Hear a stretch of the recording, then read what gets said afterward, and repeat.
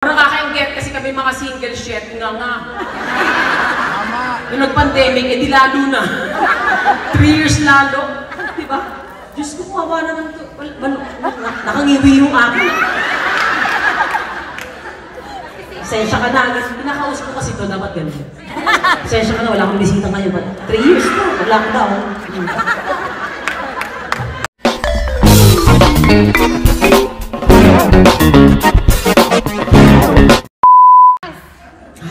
Para makita ka. Piniyatag, lagi nyo ng subtitle para hindi ako. Ang dami na kasi nangyari, di ba? Diyos ko, salamat talaga, thank you Lord talaga. Dahil tapos na, patapos na sana. Sana wala nang season 2 pandemic, ano? Sana tapos na, di ba? Sana lang. Kasi Diyos ko, ay, mag-a-adjust.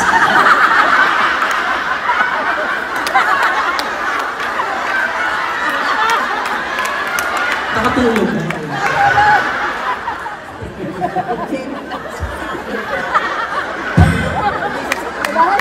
Gusto mo akong arwana, tapos hindi ka ako. Diba nakakatuwa na nakakapag-enjoy tayo ulit, nakakalabas, nakakapaganto, panandali ang kalimutan ng problema. Na alam naman natin kahit anong mangyari, hindi mawala ang stress na demonyo. At para naman sa mga tao, our local people here, tayo kasi ang foreign object. Tayo ang foreign object dito.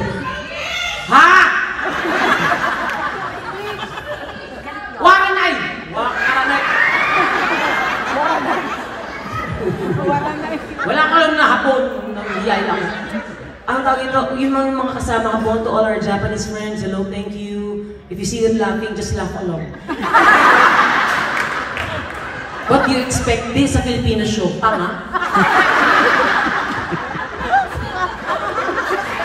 Ang mga Pilipino, adjust ng adjust, di ba? Kahit saan tayo pumuntang bansa, lahat totoo, para tayong margin. Adjust tayo ng adjust. Kung saan tayo pumunta, inaaral natin ang kultura, ang lengguwahe, nag-a-adjust tayo. Napakagaling ng mga Pilipino sa ganyan. Kaya kayo naman mag-adjust, mga demonyo kayo. Lalo na hindi ko nakakalimutan, ginahasa niyo lola ko.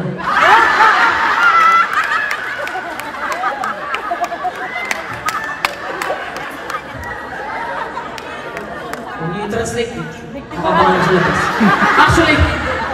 Actually, lola ko yung big. Na-offend, hindi siya ginahasa. Kasi ganito itsura.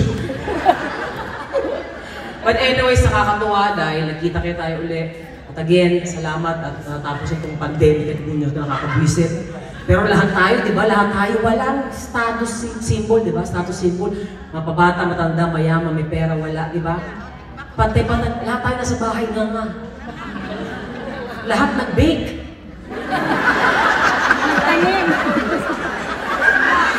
Lahat nag-alaga ng halaman kahit wala nang alam. Kasi yung mga halaman yun, demonyo kayo. Plantito-plantita kayo dyan, masabi lang. Saan tabak-bak yung sushi bake na dumating sa lahat, ito ko magluto. Kasi gawin mo talaga lahat eh, di ba? Oo. Yung mga mag-jowa, wala, na-stuck. Na-stuck. Lockdown eh. Quarantine. So, wala. Natin nabuo. Alam mo, yung batang yan, mapag-pandemic baby yan. Kasi kung gagawin nyo sa bahay, hindi magagano na magagano. Yung friend ko lahat, nagawa na, sumampa pa nga sa ceiling pa, habang binabanat. At ang posisyon. Pero nakaka-engget kasi kami mga single shit nga. Yung nag-pandemic, di lalo na. 3 years lalo. Diba? Diyos ko, kawawa naman to. Nakangiwi yung akin. Sensya ka na. Pinakaus ko kasi to, dapat ganun. Sensya ka na, wala akong bisita ngayon. 3 years to, lockdown. Saan ba't makakaluwag-luwag ka ulit? Pero sa ngayon, mag-swap ka na mag-swap. Antigen na ng antigen. Ay, nakakaloka. But anyways, pero ang Pilipino art, Pre-pandemic, pandemic, post-pandemic. Ang isang di natin makakalimutan gawin o hilig gawin ng Pilipino ay mag-video okay. Tama mo ba? Di ba ang dami sa bahay, mga nakakulong sa bahay, pero di lang sa Japan yun, dahil yung mga social na video okay. Di ba? Mga karaoke. So tanga-tanga ko. I stand erected. Maging karaoke. Karaoke. Di ba? May mga ano, di ba? May mga ano yan sa atat dyan? Yung mismo mic lang, Bluetooth lang, tapos pag galing China. Pag ito mo isang tunog, the Bluetooth. The Bluetooth device. Kasi mura lang. Lahat tayo na-addict sa online. Ang laki na kinita ng Shein. Diba? Lahat tayo kahit paano, makakanta pa rin. Kasi ganoon tayo mga Pilipino. Hindi mo magaling. Hindi mo kailangan magaling. Minsan, kailangan na makapalamukha. Walang pinangangalang reputasyon. Yan ang mga gusto kong mga kasabayan. Pero sa sing-alo ko, sa video okay, sa line-up, mapababae ang palalaki. Sure ako, hindi mawala ang mga awitin ng air supply. Tama ba ako? Di ba kasi ano siya eh, parang ano, unison. Unison? Tanga unisex. Hi! Ewan din. Unisex, pwede pa babae, pwede pa lalaki. Mga kanta nila kasi nga, yung iba sa mataas. So,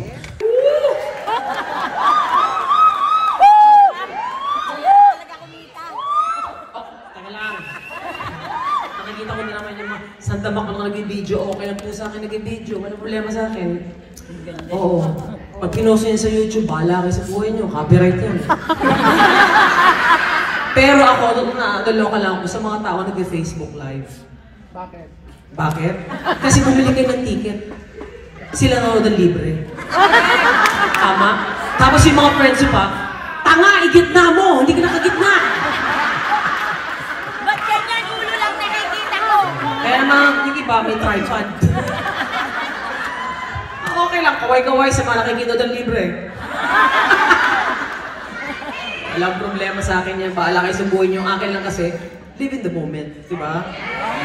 Pero kung gusto i-share, bahala kayo, kaway-kaway sa mga nasa bahay. Walang problema yun. Yun lang talaga akong concern ko talaga. Kasi parang hindi ka nag-enjoy sila. Tama. Tama ba? Mas mga demanding pa ang mga ka-FB nyo. Anyways, ayun, bago pumunta rito, last time ko dito, wala pa akong album. Ngayon, pipito lang nakakaalam may album ako. Totoo, meron ng album yan sa Spotify yan. Ang makagandahan pa sa album ko, first time ko magkaroon ng solo album ever sa buong karir ko. Oh. Thank you po! Thank you po! Matagal na to.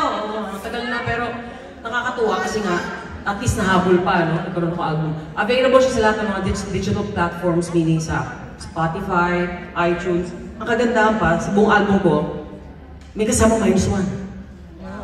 Oh, so yung mga gusto nyo pang malakasan, shit na awitan, pwede nyo yung pang videoke. Itong next ko kakantayin, actually, ito at ang pinakamahirap kong pinanta sa buong buhay ko. Sinama sa album ko, revival po ito. Kwento ko lang ang backstory. Kasi very proud ako sa kantan to kasi bihira lang magkaroon ng di ba? Album. First and last na yun. Sinadya talaga nung arranger. Kasi nga revival to. Sinadya nung arranger na sabi niya, gusto ko ibagay yung kanta sa boses mo, yung areglo. So ganito yung ginawa niya areglo. Kaya I'm so very proud. At the same time, good luck sa bahay, bata ko. Pag mga bata yung shorts ko, teka lang. Gusto ko mag-hello. Kinasay man eh! Yan ang siya. Tawang-tawa? Marami ka hindi ba nakakauwi ng Pilipinas? Mexico Pacific na ba yun? Librigan ka po din. 8 years? 8 years na ba? 20 years. 20 na?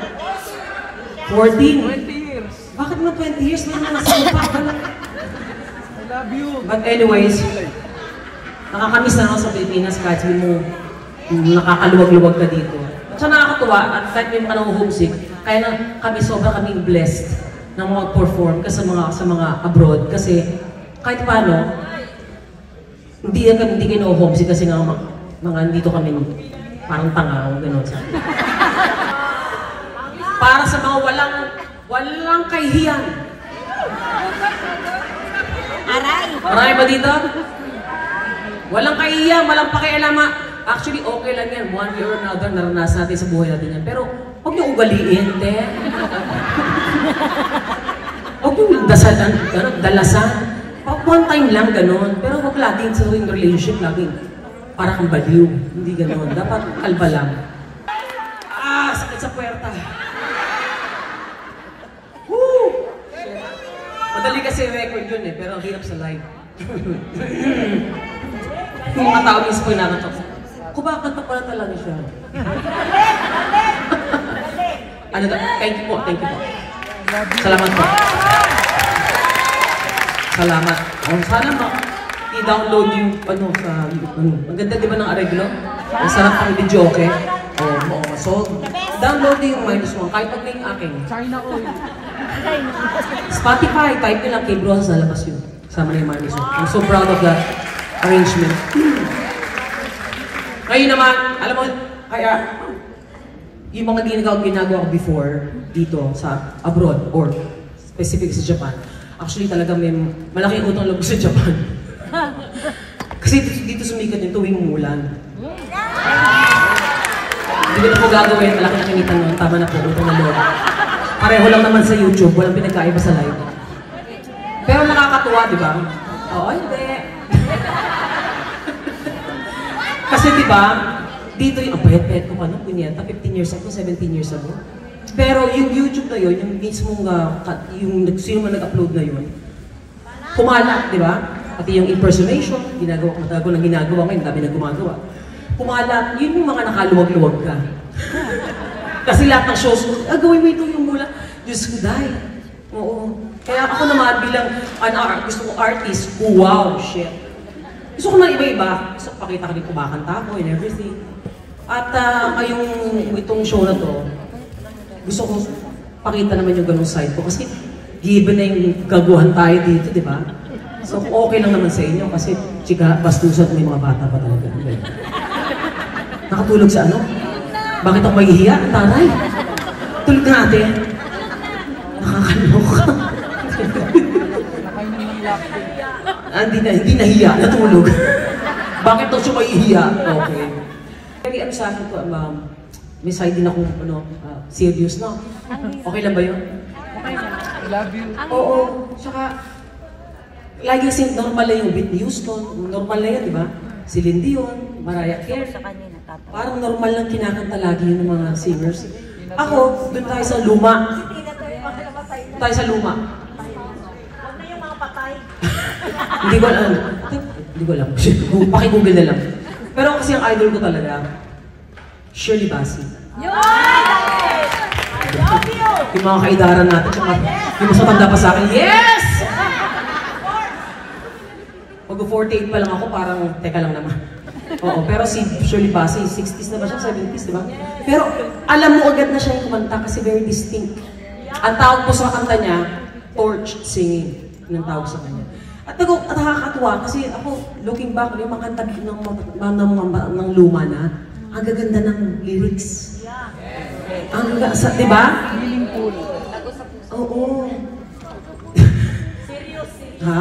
Serious. Tsaka ito, medley po ito.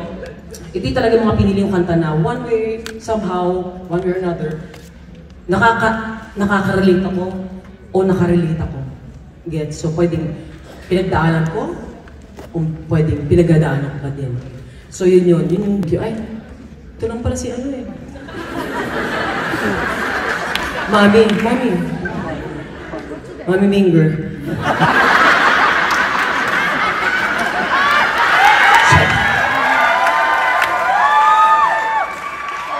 Siyempre, di masabi lang kay Ice, no? Close kami, hello. Sabi ko lang sa kanya, mag-ingat kasi baka wala ng fingerprints. Baka dyan mag-biometrics.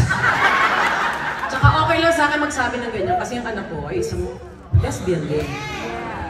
I'm a proud ally and proud mother of a LGBTQ plus A and other family. Happy Pride! Happy Pride. Kaya yun. Pinagkasabihan ko lang na hini-hini lang ka ng jowa mo, anak ha, kasi magkaanak ka na po.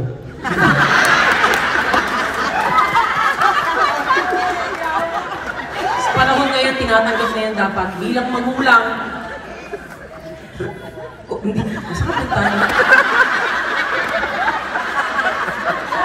Nakikita ba siya? Nakikita.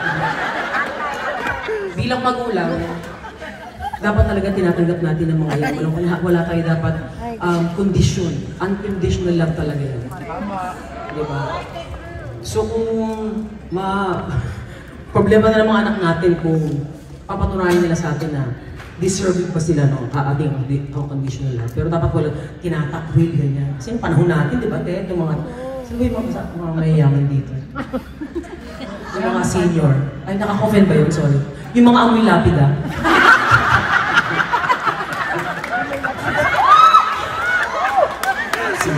Uy, ayokong ayokong maka-offend na ganyan. Malapit na rin ako. 48 na ako. I think, andun na ako sa perimenopause. Alam niyo ba yun? O pre-menopause? Ang hirap maging punyeta, maging babae. Kaya kayong mga lalaki, dapat matindi paggalang sa mga babae dahil, Diyos ko, buwan-buwan, bago magkaroon may PMS, magkakaroon, shoot ang inames. Tapos, mag-perimenopause, ay, ang nipis ng buko, 1/4 na lang. Tapos mag-menopause, meron pa yung putang inang post-menopause. Ayaw na kami tigilan. Nanganganak pa kami and everything. Kayo tuli lang yun ayun. Nanganganak pa kami. Sarap lang. Sarap lang. Pero mas sobra talaga ako.